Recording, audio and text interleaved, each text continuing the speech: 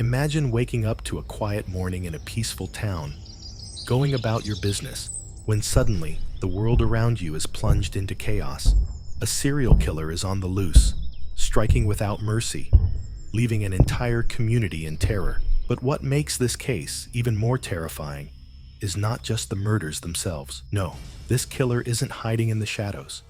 He's playing a twisted game with the police. He sends cryptic letters to newspapers, mocking the authorities, daring them to catch him. His letters are filled with puzzles, codes, and chilling threats. He isn't just a murderer. He's a master manipulator. And despite all the clues he leaves behind, the Zodiac Killer remains a shadowy figure. His true identity still a mystery to this day. What if I told you that the Zodiac Killer might still be out there? That the answer to one of the most terrifying mysteries in modern history is still just out of reach? This is the haunting story of the Zodiac Killer, a case that has left law enforcement, amateur detectives, and the public in a constant state of fear and fascination for over 5 decades. The Zodiac Killer's reign of terror. The Zodiac Killer's reign of terror began in the late 1960s in Northern California. Over a span of just a few years, the killer committed at least 5 known murders, though he claimed to have killed 37 people. His first known victims were Betty Lou Jensen, 16, and David Faraday, 17. On December 20th, 1968, they were parked along a quiet country road, a secluded area known as Lover's Lane. It should have been a peaceful evening for the young couple, but it quickly turned into a nightmare when a man approached their car, ordered them out, and shot them both at point-blank range. David died instantly, and Betty Lou, who attempted to flee, was shot multiple times in the back.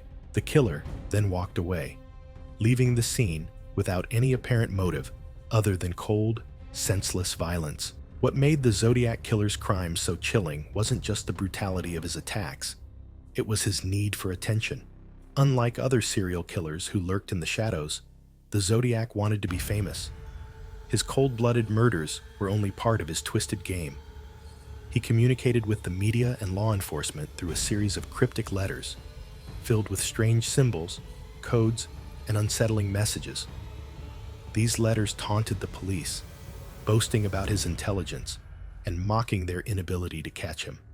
The Zodiac even included ciphers in his letters, claiming that solving them would reveal his identity. It was as if he was daring the authorities and the public to catch him. And yet, despite his arrogance and boldness, the killer remained elusive.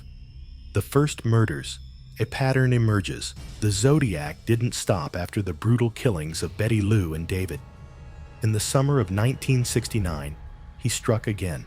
On the night of July 4th, Darlene Ferrin, 22, and her boyfriend Michael Mageau, 19, were parked at Blue Rock Springs Park in Vallejo, California. As they sat in their car, a man pulled up beside them, got out, and began firing at them through the window. Darlene was shot twice in the head and died instantly. Michael, although severely wounded, survived the attack and was able to provide a detailed description of the killer. The Zodiac didn't just kill and leave. He came back to the scene to check on his victims and ensure that his crime had been completed. This return to the scene of the crime would become a key element in understanding the psychology of the Zodiac Killer. It wasn't just about committing murder for him. It was about controlling the narrative, about staying ahead of the police, and playing a twisted game with the public. It became clear that the Zodiac wasn't just an ordinary killer. He was someone who enjoyed the fear and chaos he caused. Each new attack was another move in his dangerous game. The Zodiac's letters and cryptic messages. The first letter from the Zodiac was sent to 3 major newspapers: the San Francisco Chronicle, San Francisco Examiner, and Vallejo Times-Herald, on July 31st, 1969. In the letter, the Zodiac claimed responsibility for the killings of Betty Lou Jensen, David Faraday, Darlene Ferrin, and Michael Mageau, detailing the murders in chilling accuracy. He also made a disturbing demand for public attention, stating that if anyone solved the cipher in his letter, they would have my identity. This was the beginning of a string of cryptic letters and ciphers, each more complex and taunting than the last. The Zodiac's letters were filled with strange symbols, and his ciphers became infamous. His 340-character cipher, mailed in late 1969, remained unsolved for over 50 years. The complexity of these ciphers only added to the sense of unease and intrigue. Law enforcement, code breakers, and amateur sleuths all attempted to solve the Zodiac's puzzles, but the killer's messages seemed almost impossible to decode. Yet the Zodiac reveled in the chaos and frustration he caused. The more he taunted the authorities and the public, the more power he seemed to gain. In 2020, after decades of failed attempts, a team of code breakers finally cracked the 340-character cipher. However, instead of revealing the killer's identity, the deciphered message was cryptic and nonsensical, with phrases that only served to further mock the investigators. The message read, "I hope you are having lots of fun in trying to catch me. That wasn't me on the TV show, which brings up a point about me. I am not afraid of the gas chamber, because it will send me to paradise all the sooner, because I now have enough slaves to work for me." The message, while chilling, did not provide the breakthrough that many had hoped for. It was a reminder that the Zodiac had always been one step ahead. Even as investigators thought they were getting closer to the truth, the killer remained untouchable. The Zodiac's arrogance, letters, and taunts. The Zodiac didn't just send ciphers. He also sent letters that revealed the depths of his psychopathy. In one particularly chilling letter, sent in 1970, the Zodiac openly confessed to the thrill he got from killing. "I like killing people because it is so much fun." His letters became a forum for him to boast about his intelligence, mock law enforcement for their incompetence, and revel in his ability to remain anonymous. The killer's taunting tone was unmistakable. He seemed to enjoy the fear he instilled in the public, and he relished the fact that he was able to manipulate the media and police. The letters weren't just a way to confess. They were a tool for psychological control. The Zodiac seemed to thrive on the fear and chaos he created. His cryptic messages, his cryptic references to murder, and his arrogance only made the public more fearful. With every new letter, he confirmed that he was not just a murderer, but a master manipulator, controlling the narrative surrounding his crimes. The investigation and public panic. The Zodiac Killer case quickly became one of the most infamous and widely publicized investigations in history. Law enforcement was under immense pressure to catch the killer, but the Zodiac's ability to stay one step ahead made him an elusive target. Every lead seemed to evaporate, and investigators were left with little more than witness testimony, circumstantial evidence, and the Zodiac's cryptic letters. Despite their best efforts, the police were no closer to solving the case than they were when it first began. The public panic was palpable. People across the Bay Area lived in constant fear. The killer's taunting letters, his cryptic ciphers, and his bold attacks made it seem as though no one was safe. Law enforcement, despite their efforts, couldn't seem to crack the case. And as the Zodiac continued to send letters, his arrogance grew. He mocked the police, boasting about his ability to stay hidden, and claimed that he would continue to kill until he had enough slaves to work for him. The public's obsession with the case only fueled the fear. Newspapers, radio stations, and television programs were flooded with updates on the Zodiac's letters and ciphers. Amateur detectives and self-proclaimed sleuths spent hours trying to solve the ciphers, convinced that doing so would reveal the killer's identity. The media frenzy surrounding the case created a sense of widespread unease, and the Zodiac became an enduring symbol of terror. Theories. Who was the Zodiac Killer? As the investigation progressed, numerous theories emerged about the identity of the Zodiac Killer. The most famous suspect was Arthur Lee Allen, a convicted child molester who had been in the Bay Area during the time of the murders. Despite circumstantial evidence, such as Allen's ownership of a Zodiac brand watch, there was no definitive proof that he was the killer. The investigation into Allen's possible involvement was extensive, but ultimately, he was never charged with the murders.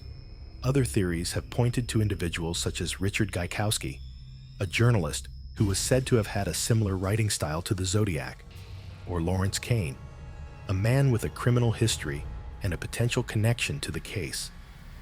Yet, despite years of investigation, no suspect has ever been definitively linked to the Zodiac's crimes. The lack of concrete evidence has left the case open to endless speculation. Who was the Zodiac Killer? Was it someone close to the community? Someone with a twisted need for fame and power? Or was it someone entirely unexpected, hiding in plain sight? Modern DNA testing and new suspects. In recent years, advancements in forensic science, such as DNA testing and genetic genealogy, have provided new hope for solving cold cases like the Zodiac's. Authorities have re-examined evidence, including saliva from the envelopes used in the Zodiac's letters, in the hopes of finding a match. In 2020, law enforcement attempted to use genetic genealogy to uncover the Zodiac's identity, similar to how the Golden State Killer case was solved. However, the Zodiac's case remains unsolved. One new suspect, Gary Francis Post, has emerged, following claims by amateur sleuths and a private citizen that certain aspects of the Zodiac's crimes resembled Post's behavior. Yet despite the mounting theories, no definitive evidence has connected Post to the murders. As forensic technology continues to advance, there is still hope that the Zodiac Killer's identity will be revealed, but as of now, the case remains one of the most mysterious and chilling unsolved crimes in history. The Zodiac's legacy. Cultural impact. The legacy of the Zodiac Killer has had a profound impact on both pop culture and law enforcement. His cryptic letters, disturbing ciphers, and sinister games with the police have made him an enduring figure in crime lore. The Zodiac's mystery continues to captivate filmmakers, authors, and the public. In 2007, the film Zodiac, directed by David Fincher, brought the case back into the spotlight, portraying the obsessive hunt for the killer and the emotional toll it took on those involved. In addition to the film, numerous documentaries, books, and podcasts have delved into the mystery of the Zodiac Killer, keeping the public's fascination alive. The case has inspired an entire subgenre of true crime content, with new theories, fresh insights, and alternative perspectives emerging each year. The killer's legacy lives on in popular culture, serving as a haunting reminder of the unresolved terror he left behind. The enduring mystery, despite decades of investigation, numerous suspects, and countless theories, the identity of the Zodiac Killer remains one of the greatest unsolved mysteries in criminal history. The killer's cryptic letters, chilling ciphers, and terrifying reign of terror have left an indelible mark on the Bay Area and the world at large.